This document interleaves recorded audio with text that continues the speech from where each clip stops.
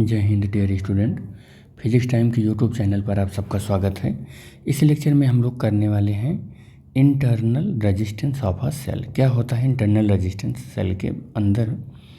तो अगर मैं आपसे कहूँ कि कोई हमारे पास एक सेल है, ये हमारे पास कोई एक सेल है और सेल का ये हमारे पास दो इलेक्ट्रोड है। सेल का ये दो इलेक्ट्रोड है, एक पॉजिटिव इलेक्ट्रोड होता है और एक नेगेटिव इलेक्ट्रोड होता है।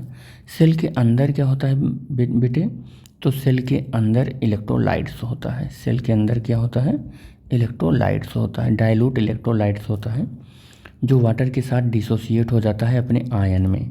तो अगर मैं सपोज कर लेता हूँ कि यहाँ पर H2SO4 है और ये डाइल्यूट है, तो ये जब डिसोसिएट होगा तो कैसे डिसोसिएट होगा, तो ये H प्लस आयन में डिसोसिएट होगा और SO4 माइनस आयन में डिसोसिएट हो जाएगा। तो जब हम इस इलेक्ट्रिक सेल को किसी एक्सटर्नल सर्किट से जोड़ देंगे एक की के हेल्प से, एक की के हेल्प से, तो हम ऐसे ये हमारा रेजिस्टेंस हो गया और कुछ इस तरीके से, ऐसे ये पॉजिटिव टर्मिनल ये नेगेटिव टर्मिनल, ठीक है। और सर्किट को जब हमने क्लोज कर दिया, क्लोज सर्किट की ये पहचान है, सर्किट ये क्लोज है, ये है तो क्लोज सर्किट है, क्लोज्ड सर्किट है ये, ठीक है। और अगर ऐसे है तो ये केवल ओपन सर्किट है। ये क्या है, ये ओपन सर्किट है, ठीक है, ये ओपन सर्किट है। तो सर्किट हमारा जब क्लोज हो गया तो हमारा इलेक्ट्रिक करंट ऐसे ऐसे पॉजिटिव टर्मिनल से नेगेटिव टर्मिनल की ओर फ्लो होगा, पॉजिटिव से नेगेटिव की ओर फ्लो होगा। और सेल के बाहर, लेकिन ये कहाँ पर होगा, ये सेल के बाहर एक्सटर्नल सर्किट में, ठीक है, सेल के बाहर। लेकिन सेल के अंदर इलेक्ट्रिक करंट कैसे फ्लो होगा, तो सेल के अंदर जो इलेक्ट्रिक करंट फ्लो होगा नेगेटिव टर्मिनल से पॉजिटिव टर्मिनल की ओर फ्लो होता है। सेल के अंदर हमारा जो इलेक्ट्रिक करंट होता है, सेल के बाहर इलेक्ट्रिक करंट कौन फ्लो कराता है, तो वो ड्यू टू किसकी वजह से होता है, ड्यू टू इलेक्ट्रॉन या फ्री इलेक्ट्रॉन। किसकी वजह से होता है, फ्री इलेक्ट्रॉन की वजह से होता है।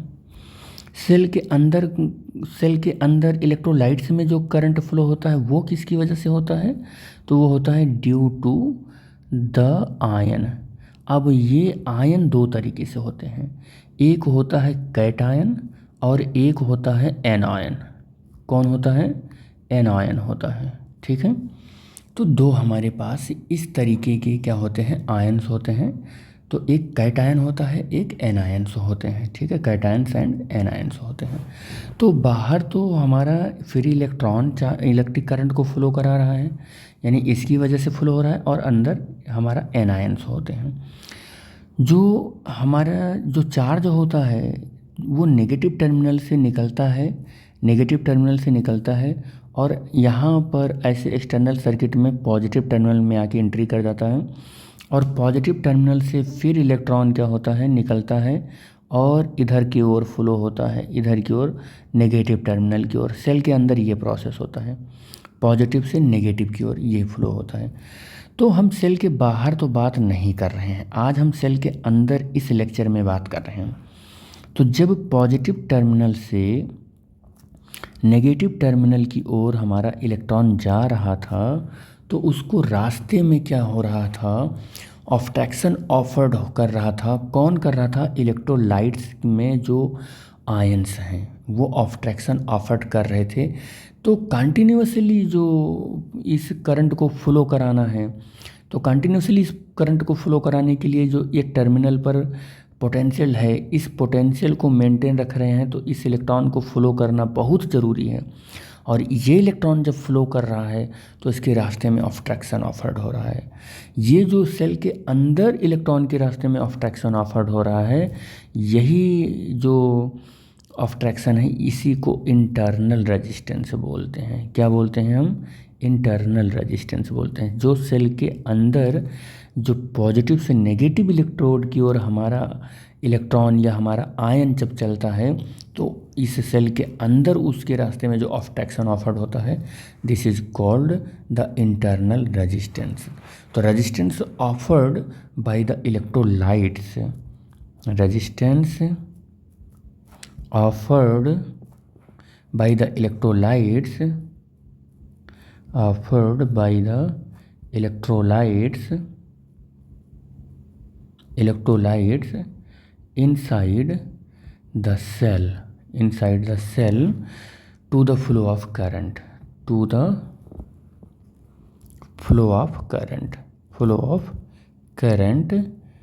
is known as या is called, आप ऐसे लिख लो, इंटरनल रेजिस्टेंस। इसी को क्या बोलते हैं? इंटरनल रेजिस्टेंस बोलते हैं, internal resistance of the cell, इसको internal resistance of the cell बोलते हैं। ठीक है, ये जो internal resistance of a cell है, यानी कि सेल के अंदर का जो रेजिस्टेंस है, ये जब इलेक्ट्रॉन पॉजिटिव से नेगेटिव टर्मिनल की ओर जा रहा है, तो यहाँ पर जो इसके रास्ते में, इलेक्ट्रॉन के रास्ते में ऑब्स्ट्रक्शन ऑफर्ड हो रहा है, इसकी वजह से यहाँ पर कुछ पोटेंशियल का ड्रॉप होता है सेल के अंदर। यहाँ का जो पोटेंशियल कम होता है, इसे ही हम पोटेंशियल ड्रॉप बोलते हैं। इसे हम क्या बोलते हैं? पोटेंशियल ड्रॉप बोलते हैं, और इसे स्मॉल v से रिप्रेजेंट करते हैं। यानी कि चार्ज को पॉजिटिव टर्मिनल से यहाँ नेगेटिव टर्मिनल तक आने के लिए जो वर्क डन करना पड़ता है सेल के अंदर, W इंटरनल और अपॉन चार्ज, इसी को पोटेंशियल ड्रॉप का फॉर्मूला भी बोलते हैं। V in is upon Q is equal to V होता है। और याद रखना कि अगर हम कहें कि जो हमारा ये इंटरनल रेजिस्टेंस है, इसको डिनोट किन बात से, किस चीज़ से करेंगे, तो स्मॉल r से डिनोट करते हैं। और इसकी अगर यूनिट की बात करें कि इसकी यूनिट क्या होती है, तो इसकी भी यूनिट वही होती है जो एक्सटर्नल रेजिस्टेंस का होता है, मतलब ओम। और अगर सिंबल की बात करें तो सिंबल ओम होगा ये। तो फिर इसका फार्मूला क्या होगा? तो small v is equal to capital I और स्मॉल r, ये पोटेंशियल ड्रॉप का फार्मूला होगा। किसका फार्मूला होगा? ये पोटेंशियल ड्रॉप का फार्मूला होगा। और पोटेंशियल ड्रॉप में स्मॉल r आ गया, small v upon I। This is the formula of the internal resistance. यही है इंटरनल रेजिस्टेंस। याद रखना, इंटरनल रेजिस्टेंस के साथ एक चीज़ और है। हम ऐसा मानते हैं कि इंटरनल रेजिस्टेंस किसी सेल के साथ, सेल के अंदर है, और कैसे जुड़ा हुआ है? वो सीरीज में जुड़ा हुआ है। सेल में से कैसे जुड़ा हुआ है? सीरीज में जुड़ा हुआ है, ये भी याद रखना। ठीक है, तो internal resistance is connected in series, ऐसा हमारा कन्वेंशन है। ठीक है, और वो सही भी है। Internal resistance connected in series. अब इसका सिंबल क्या होगा? सिंबल पर भी हम बात कर लेते हैं। तो अब सेल के अंदर का रेजिस्टेंस है, सेल को हम इस तरीके से डिनोट करते हैं। ये हमारा क्या है? सिंबल ऑफ सेल है, ये सेल को रिप्रेजेंट करने का सिंबल है। लेकिन अब इंटरनल रेजिस्टेंस किस तरीके से आप इसमें रिप्रेजेंट करोगे? तो ऐसे आपका ये पॉजिटिव टर्मिनल है सेल का, ये नेगेटिव टर्मिनल है सेल का। तो आप नेगेटिव टर्मिनल है सेल का, तो ऐसे आप रखो, और उसके बाद इन नेगेटिव टर्मिनल के जस्ट साइड में सीरीज में आप क्या करो? ऐसे बना दो। तो ये क्या हो गया? इंटरनल रेजिस्टेंस हो गया, और सेल का ये क्या है? EMF है। और आप इसको क्या करो? एक डॉट लाइन से ऐसे रेक्टेंगुलर या स्क्वायर वाले ऐसे बॉक्स में आप रिप्रेजेंट कर दो, ऐसे बॉक्स में आप रिप्रेजेंट कर दो। बस this is the representation of the internal resistance. और कंप्लीट सेल को इंटरनल रेजिस्टेंस के टर्म में हम इसी तरीके से रिप्रेजेंट करते हैं। तो हम ऐसा कह रहे हैं कि representation of cell with the internal resistance है। ये क्या है? ये रिप्रेजेंटेशन ऑफ सेल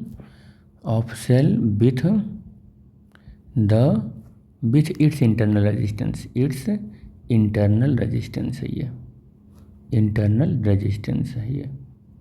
ठीक है, तो बस इस लेक्चर में हम यहीं तक बात करेंगे। नेक्स्ट लेक्चर में हम लोग बात करने वाले हैं relationship between EMF, terminal voltage and internal resistance. Thanks for watching the video. Thank you बेटा।